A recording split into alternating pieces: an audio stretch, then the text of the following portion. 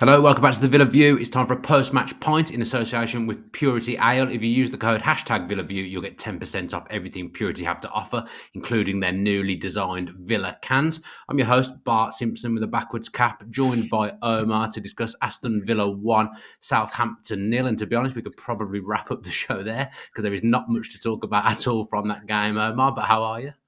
Yeah, good. I was going to make a Bart Simpson joke, but I I won't. beat you to it. Happy to have beaten you to it. Glad I'm not on with Ty or Dolan, someone who would have had more to say about Yeah, the backwards cap. But yeah. there's probably I'm too more to nice to say. you, mate. I'm too There's nice probably to you, more mate. to say about my cap than there is about the game because Yeah, it was quite a drab affair. Villa were not good, but I think they kind of went out to win the game 1-0. Villa, if I was a Southampton fan, Omar, I'd yeah, think, God, how bad are we to lose that game 1-0 because Villa offered very little, but we've still gone there and lost. yeah. It reminded me a lot of the West Ham game, to be honest, in just that we are on the right end of the result this time. Hmm. It was we joked before, didn't we? That yeah, just what are we going to talk about? There was just so little happened on the night.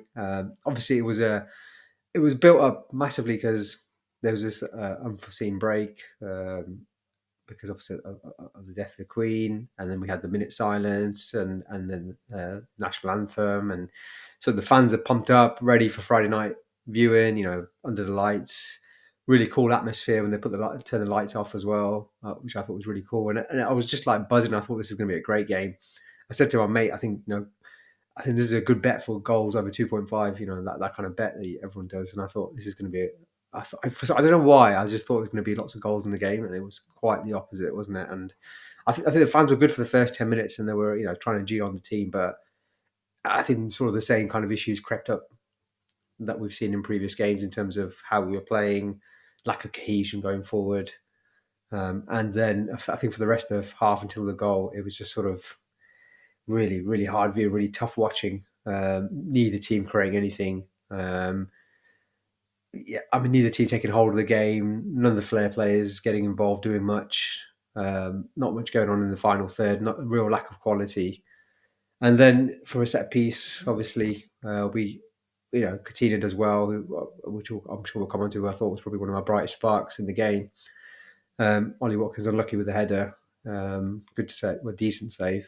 And TV save that's got him in trouble, in my yeah, opinion. maybe, yeah, yeah. Obazuna, who we I praised thought, in the preview.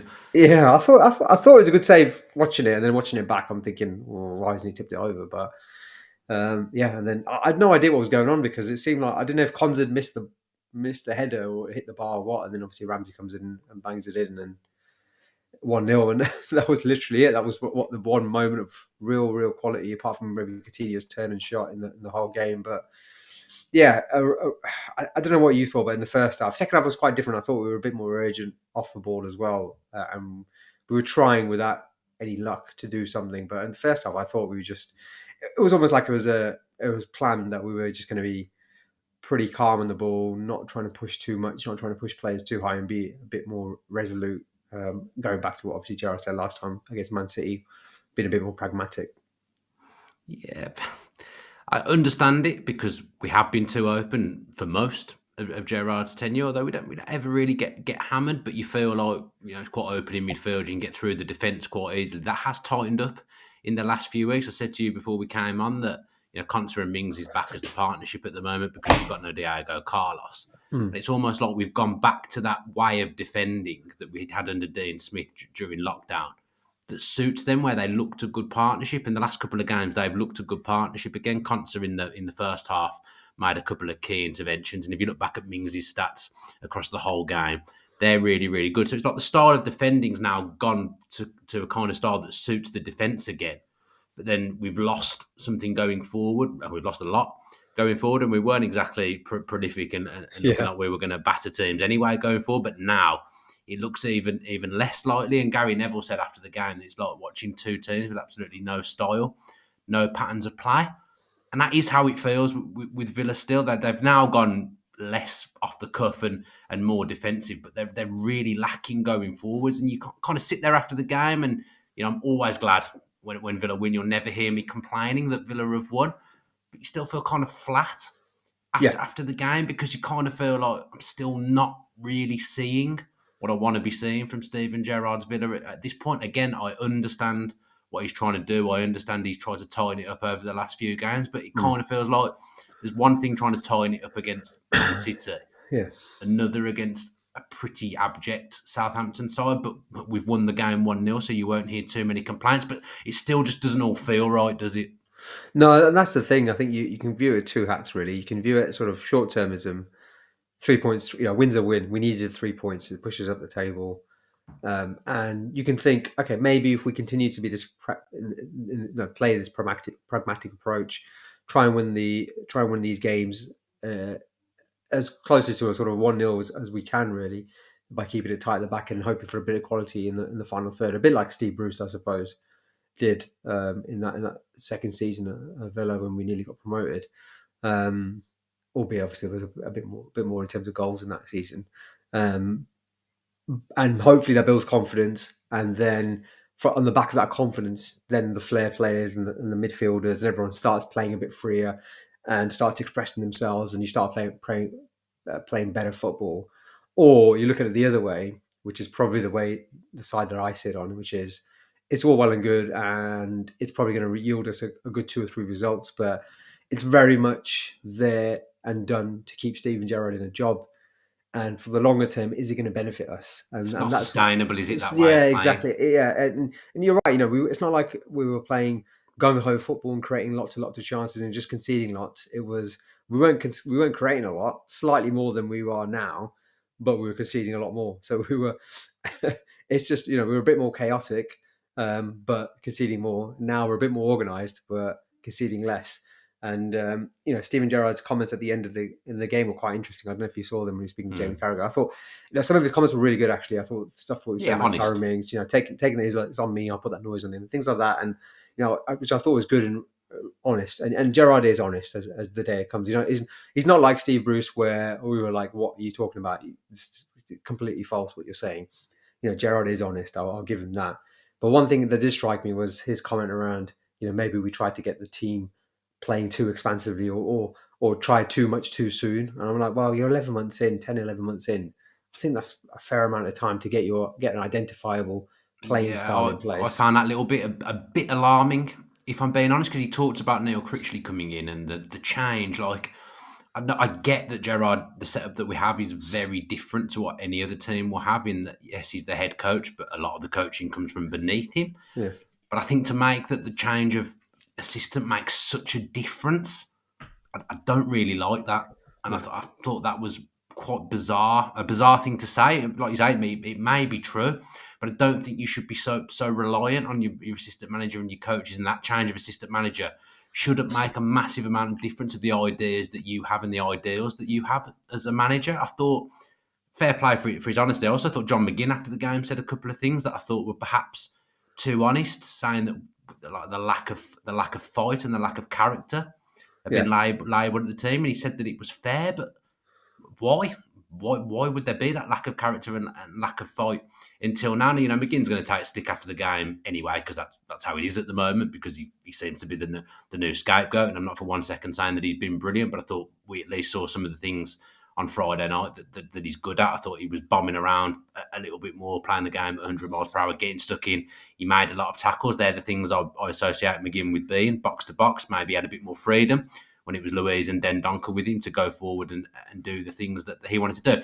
But as honest as those interviews were post-match, I found that they worried me more than anything. yeah. Well, begin saying, I would have switched off. I was like, yeah, cheers, John. We don't get that opportunity to switch off. We're paying to watch this, and Yeah. context is everything, isn't it? If it was 2 seasons ago when the Dean Smith when we first got promoted, you'd be like, this is brilliant. I'm really happy with this. I'll take this.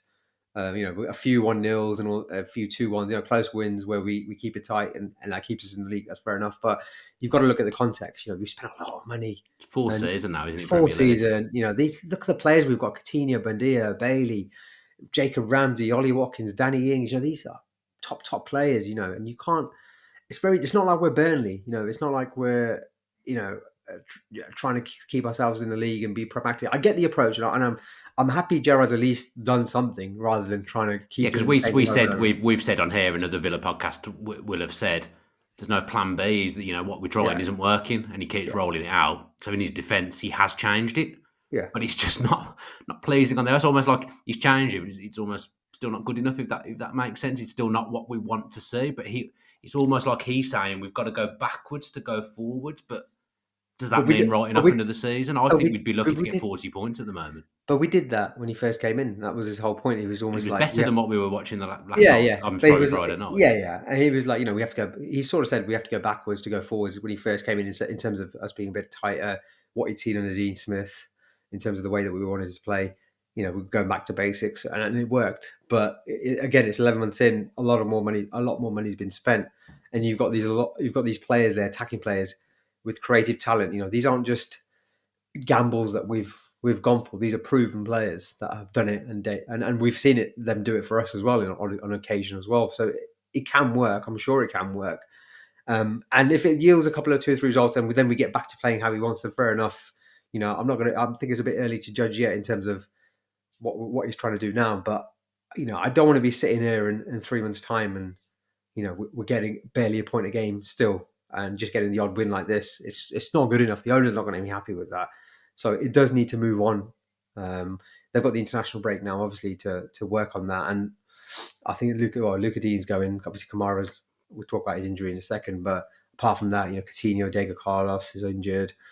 I'm trying to think who else has made it. Matty Cash is obviously in. John There's not McGinn's many in, knocking but around there's now. Mings not. isn't in the England squad. Yeah, Mings isn't in the squad. Watkins isn't in the England squad. So there'll be a fair few players around still. So hopefully, I know they've got a bit of time off, but maybe they can work on a bit more. But they've just had 2 weeks, and we didn't see much really, did we? And I think the big thing for me is I don't mind. Against Man City, it worked, the pragmatic approach. But we looked decent going forward that game as We well. looked decent going forward. They opened up, but I also think again, context is everything. We're playing against a really poor Southampton side, and a bit like the West Ham game, a really poor West Ham side. I don't mean they're poor sides. I mean they're poor at this very moment in time. Yeah, both had And the stinky games. stinky games, and there for Yeah. the taking. Southampton were doing anything, and Didn't it's have a just shot on target, to my knowledge. yeah, I don't think they did, and it's frustrating as a fan sitting there on a Friday night, paying your money to be there, and having spent all that money on these players and not getting into jail, not getting into work. And again, going back to what we've said before, no patterns of play. It doesn't look like we work on anything going forward. It doesn't look like we work on a way to play. And one thing that really stood out for me, it was a couple of occasions, but one key moment which most people who watch it on TV would think, oh, that was great play and a great shot. But actually, if you're watching it from the upper hole where I was sitting, you could see what we were trying to do. And I think we got lucky. And Coutinho was so good that it worked out all right. But there was one phase of play where Coutinho had it on the left and Luca Dean overlapped him. And, even under Dean Smith, under most managers, what typically happen is you'd have one of the eights, one of the midfielders join that attack and create almost three, like a triangle, to play around teams and build up the play from the left-hand side. What ended up happening was John McGinn came and dropped back into the left-back position, sitting next to Tyrone Mings, to cover that, again, the false fullback position. Again, that was we've seen time and time again. And it meant that Coutinho was sort of on the ball. James Ward-Prowse was on him. The only option was Luca Dean, who was marked. And all the midfielders on the right-hand side to him were all marked. So he had to turn. And luckily, he did a great turn, moved away, and then hit the shot over the bar, which was probably one of our own highlights of the evening. And on the face of it, you think, okay, that's great play, well done, Coutinho. But that is exactly what we're relying on. We're relying on a good turn, relying on a bit of moment of magic, relying on someone, a bit like what Badia tried to do when he came on, trying to, through balls out of nothing. And we've seen, they're very difficult to achieve, very difficult to get through. And it is relying on a moment of magic, a bit like we did on Steve Bruce, where you're relying on individual quality. There's no, normally what you'd expect there, what we used to see with Grealish, Hurahan, and Matt Target. You see all the time on the left-hand side when we started playing a bit better when Grealish went on the left-hand side, where Hurahan would sort of join the attacking play and they'd build up and overlap and create overloads on the left-hand side. That's the kind of thing you expect most teams to do, and that's what pretty much every team does in the Premier League. And for some reason, we don't do that. What we end up doing, and we saw it again on Friday, was the ball's in midfield. Kamara comes deep. They play to Kamara. Kamara goes back to defense. Defense maybe goes to one of the fullbacks, comes back to defense, and then they go long. And none of the midfielders are coming short. There's no sort of interchanging of positions. There's no real sort of idea of what to do. It's always almost left up to every individual player to decide what they want to do. And that is the concern I have in terms of whether it works long term or not. Going back to your point, is it sustainable? It's all well and good winning these 1-0 games, but at some point they're going to have to work on a way of going forward. because if we are going to be tight when at the back, then when we do have the ball, we've got to make something of it. We've got to make it count, and that's the key. Where are we going to create something, and how are we going to create something? How are we going to play? What's our style of play? But even if it was going long, knocking it to Ollie Watkins and playing off him, at least it's something. At least it's a style. Not that might not be the style that we all want, but at least it's something. At the moment, I'm not really sure what we're doing. I mean, this is not a slight on Ollie Watkins at all, because I actually think he's been really good so far this season with what very little service he's had. But, when does he miss a chance? Last few games, can you think of the last chance? I know he had the header from the set piece, but he kind of made that himself. That's what set pieces are. But you know what I mean? Yeah. How many chances is our striker missing? Not very many. Did he have a shot in the game other than that header? We're not creating anything, and it is concerning because that approach has worked. We've won the game. Steven Gerrard, whatever anyone says, Steven Gerrard can turn around and say, we won that game 1-0. Aston Villa have got 3 points. But if you're playing against anyone who's semi-decent or on any bit of kind of form, that won't work. No. We could have been playing, I don't know, let's say Newcastle. We wouldn't have won that game. You rolled the dice against West Ham. It was very similar. Like you said, we lost that game 1-0. It's 50-50, isn't it, when you play like that? And it's just, there's no control in the game still. And we've won 2 games this season. They've both come at a cost, because now we've got Kamara probably going to be out this time now. We don't know how long for. But we're now back we're going to be back with Luiz as a 6. I don't particularly think he's a 6 as much as I like him as a player at the moment. We're just kind of back to last season's team again. No, not really moving forward. I think probably that maybe is playing on Gerrard's mind a little bit now, that team wasn't good enough last season, and he's now going to have to be rolling out that same team as he was the entirety of the second half of last season. And there's just little things, I don't know, obviously I'm never going to get to do this, but I'd love to speak to Gerrard and just try and understand a few things, because there's a lot of things I don't understand. We've played with our 8s on kind of the wrong side for the last year, pretty much. McGinn on the right, Ramsey on the left. We're now not doing that. I think that's probably a good thing for McGinn. I think it probably suits him more being on the left. Yeah. But I don't think it suits Ramsey. I think Yeah. Ramsey operates best in that pocket as a number 8 when he's playing on the left.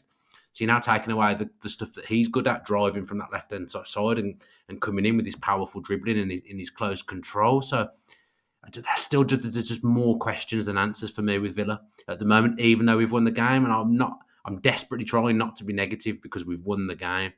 But my overriding emotion with Villa at the moment is concern. Yeah, and I think you're sort of relaying what most fans think. I imagine from what I from who I speak to, what it was like at the ground. That first half, the upper Holt, the whole end in general, is very loud for sort of first 10 minutes. Like It's the same pattern every game, though, and it has been for probably most of the last year. It's been that same pattern where the atmosphere will be really good at the start of the game. You get the songs, everyone will feel up for it. Then the game kind of goes flat, the crowd go flat, and then you're stuck in this universe that we seem to be in at the moment with Villa. Yeah, and it was just people just talking and chatting about the game, and it's I don't know. You want to be positive as a Villa fan. And at the end of the day, when I was the first one on Friday, was I was saying to other fans, I was like, just don't worry about what happened in terms of how bad it was. Just enjoy the 3 points. But then you move on. It's a couple of games down, and you've got to look at this with a critical eye at the end of the day as a Villa fan, because your club's never going to move forward if you don't do that. If you're just content and happy with whatever the management team or the owners say, and I know the owners have done a great job, but you still got to look at everything with a critical eye, because at the end of the day, it's our club. They're the stewards of the club. So we want what's best for the club, and we as fans see it day in, day out. We can see what doesn't make sense or where things might go wrong, or if you look at it in the right way, if you're not blinded by optimism, you can sort of see where things are going wrong, or where things might go wrong. And I think that it's important to be like that. When you're there at the ground, support the team 100%. Of course, all be the way there. Through the game. Never call out players in public in terms of like atting them or anything like that. But as fans, especially as a podcast, what's the point of sitting here and just being like, everything's great, 1-0, let's move on? You've got to think, actually, where do we go from here? And like I said, there's 2 ways you can go from here. And I think more than anything in the world, I'd be more than happy and I'll be ecstatic to be proven wrong that Gerrard can turn around. We want Steven Gerrard to do well. 100%. There's no 100%. doubt about that. We're not here shouting saying the manager should get the sack. No. We want Steven Gerrard to do well, because that means Aston Villa have done well. Yeah. But I'm just not seeing it at the moment. I desperately want to. I really, really want to. People will know from years of podcasts and years of Twitter and years of whatever, very rarely been negative, always try to look at the positive side. But I'm just being brutally honest at the moment. I don't really see where we're going, and I Yeah, want to, but I don't. yeah. I know, and I'm with you. I'm with you, and I think we'll get to the Forest and Leeds games. Those two will be interesting to see how we play. Those teams are both winnable games, and to be honest, we have to win them if we're going to do anything this season apart from get to the 40-point mark. Then we've got to win those games. Otherwise, it's another season of transition, and I don't think the owners will be happy. They've They spent a lot of can't, but they money. They absolutely can't be. can't be. I know. In the last two seasons, people say, "Oh, net spend and all that kind of stuff," but they're still pumping that net spend is just transfer fees. There's other spend going on, infrastructure in the club, and everything that's going on. They're pumping in money left, right, and centre all the time.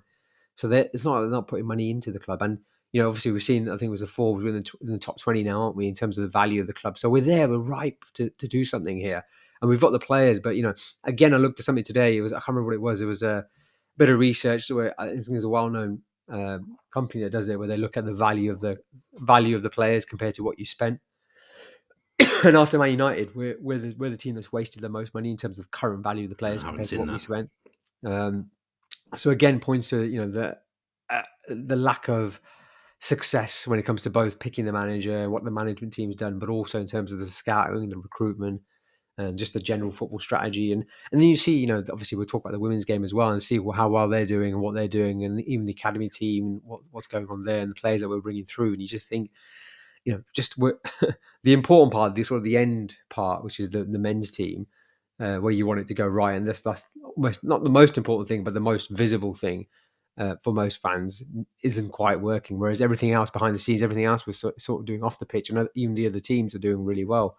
And it's frustrating from that point of view. It's how do we get it right? And it seems like every time we progress and we do something, and just it's sort of we get knocked back a few paces, and that I think that's the frustration for Villa fans, and that's why rather than being negative, I think Villa fans are always a bit cautious because any sort of great hope that comes in, you just think, how's it going to go wrong? And it's sort of maybe the general pessimism of being a Brummie or whatever, but I don't know what it is. But at least they didn't ruin your birthday, I suppose. That's the main thing. No, they did it. But this is I just feel like it's like a switch at the moment, and it's easily flickable. So even though they've won the game, great, 3 points, fantastic. Like I say, no complaints, even though we complained through the whole podcast. But you know what I mean? 3 points there is brilliant.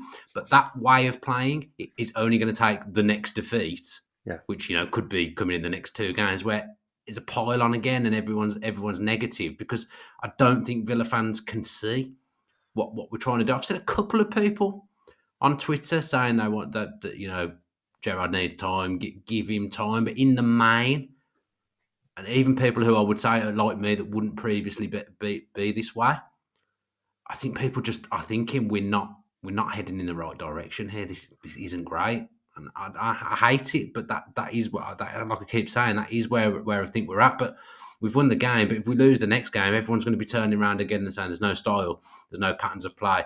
We've had a year now, and I don't know what type of football team Aston Villa are, and that's the problem when you're going out to try and grind a result like we did against Southampton. I just think it's not sustainable, and you can quite easily lose the next game 1-0. But playing that way, you want to see some development, you want to see some things going Yeah. forward. And you're talking about the owners and saying about the owners. They've been here 5 years now. Yeah. Is it the owners? They've invested a hell of a lot of money into the academy, lots and lots of money. The first thing they did, those owners, when they had a look around Bodymore, they decided the youth facilities weren't good enough. That was the first thing that they looked at. They said, we're going to put some money into that straight away. You want to see some like fruition from that, really. I know Jacob Ramsey's in the first team. I know we've got a few promising players out on loan, but 5 years in, you'd expect maybe to see a little bit more from the academy into the first team. I'm aware that we've had the Chukwuemeka Mecca issue, which is obviously is what it is. Greedy agent. Fine, there's nothing Villa can do about that. They did well to get the 20 million, but I just don't feel like we're moving forward, and I'm so desperate for us to move forward. When we just about stayed up in that next season, you could see a moving forward. You could see a process. It's just last season we've gone backwards, Yeah. and I kind of feel like this season it's just the same again. Yeah. I don't feel like we're any better than we were Yeah. last season. And Gerrard will point to those two injuries now, as he probably should, as looking out for himself. That's what he will point to, that the two big signings that he's had are now not in the team. So it is the same Villa as last season. But I felt that when those two were in there as well. Yeah, but still, a good coach or a good manager can get the best out of players. Martin O'Neill, he wasn't a coach, but he was a good manager, man manager. He got the best out of players like Marlon Harewood and, I mean, I and believe there Nigel was Rico. very little coaching in those Yeah, days, very to little be coach, fair. but it's a similar There's more kind of days off than scenario there because was anything people like else. John Robertson and people like that were doing a lot of the coaching, and it's a similar kind of thing. But Martin O'Neill was good on match day. He got the best out of his players. He got the best out of average players, and I don't even know if we're doing that, to be honest. And people will say, well, you know, whether aren't a top 17, top 18, but I don't think anyone wants us to be or expects us to be there just yet. Must But be top half. but we should be top half. We finished 11th, and if Jack didn't get injured, then we would have.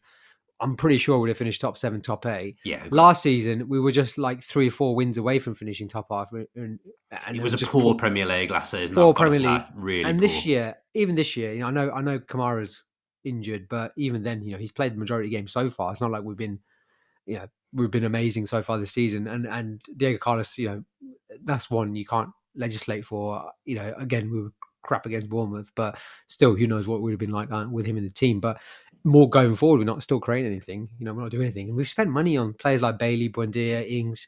And again, we've sold wingers. We've sold Traore. We've sold El Ghazi. We've sold Trezeguet. I'm not saying any of them would have done anything, but would Bertrand Traore have been any worse than Leon Bailey on Friday night? I'm not really sure. What options do we have going for the bench? Why don't we have another winger? All these questions again point to, and this is me going back off on a rant in terms of the strategy and what we're doing behind the scenes. But I don't think there's any cohesion in what we're trying to do. It doesn't make any sense. Just because Gerrard doesn't play with wingers doesn't mean you need a winger. You don't need wingers on the bench, or you need options off the bench. Coutinho, Buendia aren't wingers. They're not going to play out wide. Leon Bailey's your only winger, and then you ask him to play narrow, curtailing any part. I'm not saying he was great on Friday. He had a good sort of 10-minute spell where we may have created a few things, but apart from that, it But was do pretty poor. do you think at the moment those players that play in those positions behind the striker, are any of them going to be any good? Because it is just chop change, chop change. Bailey plays 90 minutes the game before, scores, then he's off on an hour. Was it 61 minutes or whatever it was? Yeah. That the next game, then he'll probably be back on the bench for the next. There's no rhythm that any of those players who play off Ollie Watkins, or I include Danny Ings in that, even though he doesn't play off Ollie Watkins. You know what I mean? Because it changes every game, and I get that he hasn't found the right combination. He wants to get it, but I feel like even if he had found the right combination, still too much chopping and changing in there. But then I suppose you can look at the midfield and say that's been relatively settled, and that hasn't been great. So maybe I've done myself out of a point there. But do you know what I mean? Like, Bailey's never going to get any rhythm because he's on a bench one week, plays a full game the next, then he plays an hour, then he's back on the bench again. There's no consistent. Someone like Bailey, I feel he needs consistent 90 minutes. That game could have opened up a little bit more if he'd have stayed on the pitch, perhaps when Southampton were pushing forward, and then with his pace, maybe he goes and gets a goal. Gets the second goal, and he scored 2 in 2. But he's pulled off after an hour for whatever it was for Buendia. Yeah, Buendia, the crowd, you can like, I was saying at the start of the game, the first 10 minutes would be a great atmosphere, and then the performance will go a bit flat. The crowd will go a bit flat. After an hour every week, the crowd starts singing about Emi Buendia. I'm not saying he brings them on because of the crowd, but it's the same pattern of every game. He's on at that point when someone's pulled off, and then they haven't played 90 minutes again. Do you know what I mean? Like, that you're saying there's no cohesion. It's because of things like that. Yeah, and there isn't. And I think of forward players, this is not the 90s Premier League anymore. You've got to work on patterns of play. You've got to work on those forward players playing together as a way of playing, because teams are so good tactically now, defensively, all across the pitch. And the quality of the Premier League this year has never been higher. Really, I said it was crap last year. It's really strong this year. Really strong this year. Look at Fulham. Look what Fulham are doing. Even Forest, I know they've been poor and they should have won more games than they should have, but they've still played well in those games. They've still created chances. They've still got quality in those teams. Even Leicester, I know they lost 6-2, but they played fairly well against Tottenham, I thought. Yeah, those can't defend set pieces, which is going to kill you. Exactly. And Son came on and destroyed them, but they're still good quality. Or any team can destroy you if you're not playing well. But likewise, when you're going forward, most teams could defend. Then compared to what in the 90s, where it was all gung ho and there wasn't the same level of tactical knowledge as it is now. You've got to come up with a way of playing against teams. You've got to come up with a way of creating chances and not just relying on, but dear, you go on the right and try and do something. And Bailey, we'll try and get you one-on-one now and again. And, no one's overlapping him. Young staying deep, which is fair enough. We're trying to be defensive, but then he's just one-on-one and he's got to do something by himself. There's no sort of like, come Jacob Ramsey, come join the play and create an overload or anything like that. There's nothing being worked on. It's all up to the individual players. At some point, that's got to be That's got to be fixed. And the solution is staring us all there right in the face. Yeah, I'm sorry, but we've said it a million times. You've got to play 4-2-3-1. And that way you can get Coutinho, Buendia, Bailey, and Watkins all in the same team. And that is your best bet. You've got all the quality there going forward, and you've got the defensive two there in midfield who can protect you, and the fullbacks add additional cover as well, and they can bomb. One of them can bomb forward at a You time. could even have Ramsey in that three off the striker, and I think it gets more out Yeah, of him, yeah, arguably. yeah. As well, you can play Ramsey on the left. You can play Ramsey in the 10. You can play McGinn in the 10. You've got options there. So it's not like you're restricted to just those four players. If it doesn't work, it doesn't work. But even Watkins, you could go out wide and bring Ings up front. But at least you've got the quality players on the pitch, and they can create something. But I don't understand why we're not playing that formation. It's Well, just I'd argue there's more need for it now because Kamara been out for a lengthy period. That is going to cause us problems. So you're yeah, probably looking at, you do want to have two sit. That's probably where Dendonka comes in now. You have yeah. Louise and Dendonka playing there. And every team in the Premier League, whether it's sort of fullbacks pushing up or wingers, play with genuine width and either rely on crosses or build play from the wide areas, and use that to stretch out the pitch and create chances. We do none of that, and it's still exactly the same. And it's all well and good being hard to beat and getting those 1-0 wins, but again, long term, where do we go from where do we go? It's the same thing. How do we get better? And I think Neil Critchley played that kind of formation before, so I don't understand why we're still playing. People talk about Michael Beale and him leaving and doing so well at QPR, but it wasn't like we were doing great when he was here. And it seems to be the exact same kind of pattern of play and same kind of style as we were doing under him. All the things that were going wrong under him seem to be happening now. So that's where I'm like, maybe my sort of optimism comes in, where I think maybe we can just grind out a few results and Neil Critchley can come in and get the coaching going and sort of implement what he wants to do. But it's been a number of weeks already. I know he wasn't there much of pre-season, but we have a 2-week break and then we've got another 2-week break. Maybe there's something they can work on. But you've seen other managers and other teams. Jesse Marsh, I've talked about before, Bielsa, Potter, even Lampard to some extent. They've all come in and they've sort of identified a style straight away and they've implemented it pretty quickly. Whereas we seem to, 11 months is too soon. You need 4 years to implement a style. I don't know why why it takes so long. I don't understand why. These are professional football players. They're used to playing in all types of formations, and most of them are used to playing in a 4-2-3-1, whether it's international side or previous club sides. That's pretty much what most teams play. That or maybe a 3-4-3 type formation, which probably works out very similar in terms of when you're attacking anyway. So why? Of course they can adapt to those kind of styles. The key issue is what is being worked off the pitch, and that's what I would like to know and I like to see, because it doesn't look like they're doing anything to me. Yeah, Villa Park on Friday was not one for the purists, but Sunday, Aston Villa women 4, Manchester City women 3, was one for the purists, Omar.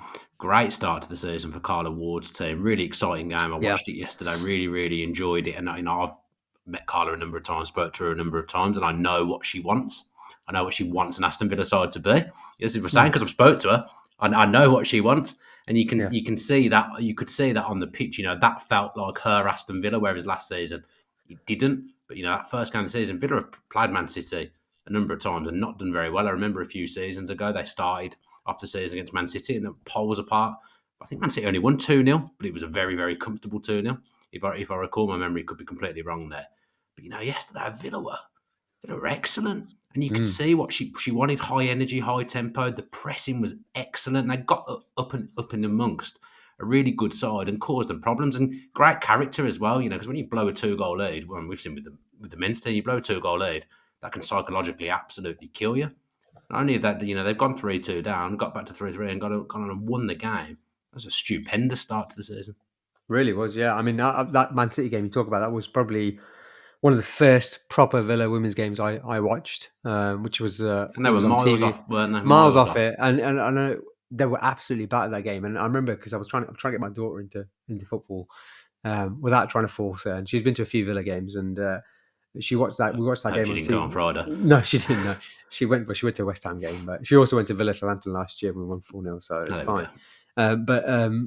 Yeah, I remember that Man City game, and she was quite young then, but we saw watching the TV, and I was like, I was watching it more than she was because she was too young. But I remember thinking at that time, I was like, God, this Villa team are miles away from the sort of top teams in the WSL in terms of that gap was massive.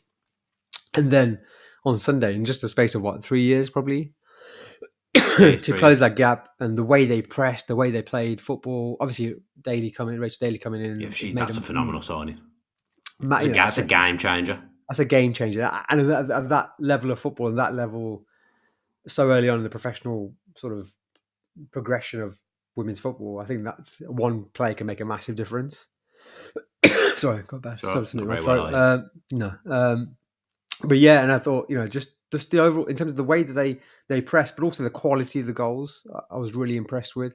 The execution, the technique, Alicia Lehman's finish, Yeah, great finish. all the good things. Daly's finish, the off the corner, fantastic. Just the general play, but just the energy in the team was really, really impressive. I thought It's the and difference, isn't it? The crowd with the players that felt like yeah, I wasn't at the game, but I watched it, and it felt like the crowd were really with the players because again, they've kind of been on a journey together. The thing I find difficult with women's football is because it's 1 year, 2 year contracts all the time. hmm, You start to get to know the team and get to know the players, and then you just get ripped up and started again. But there's a fair few there that were there last season. I think it's probably about 6 out and 6 in. And the new players that they brought in are of a high standard, and then they'll make the players that were already there better. For example, the fullbacks Pacheco and Mailing, I really like them as players. I think they they're proper fullbacks. They can get forward and they can defend as well. But they really bomb on.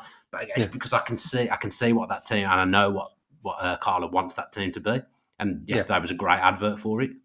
yeah, no, really, really good, really impressive, and the fact that so many people were watching as well. I think the attendance, just the attendance in the ground was probably 4 or 5 times what it was that first game that they played against Man City, which again shows you the interest in women's football, but also how excited people are about this Villa women's team. And I think there's signs there, aren't there, as well. You got the likes of Hannah Hampton as well, who's hopefully going to be a stalwart in our team. I know she maybe made a mistake for one of the goals, but she's an excellent player in the England squad and was a standout player for us last season as well. And you've got players like that joined with obviously players like Rachel Daly and signing the players of that ilk is only going to do us well. And I think there's a real opportunity there for Villa, with the owners that we have, and they're not going to neglect the women's side. And women's football is just going to go from strength to strength. We've seen what's happened over the last year or so.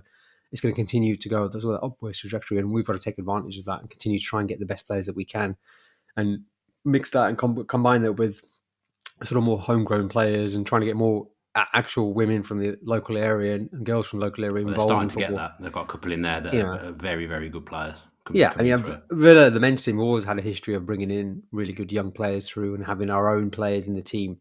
Regardless, even of our lowest ebb, we've had our own players playing at Villa, or homegrown players, and I think the women's team are doing that as well. Again, it's great for girls from Birmingham or whoever in the local area coming to watch the game, seeing one of their own there. It just means that, again, builds fans, builds the club up, and sort of makes us attracts us to a larger audience as well. Yeah, really positive that was yesterday. Obviously, it builds on the success of the Euros from the England team. Some little things as well, like the Villa women's team are going to be in the new FIFA.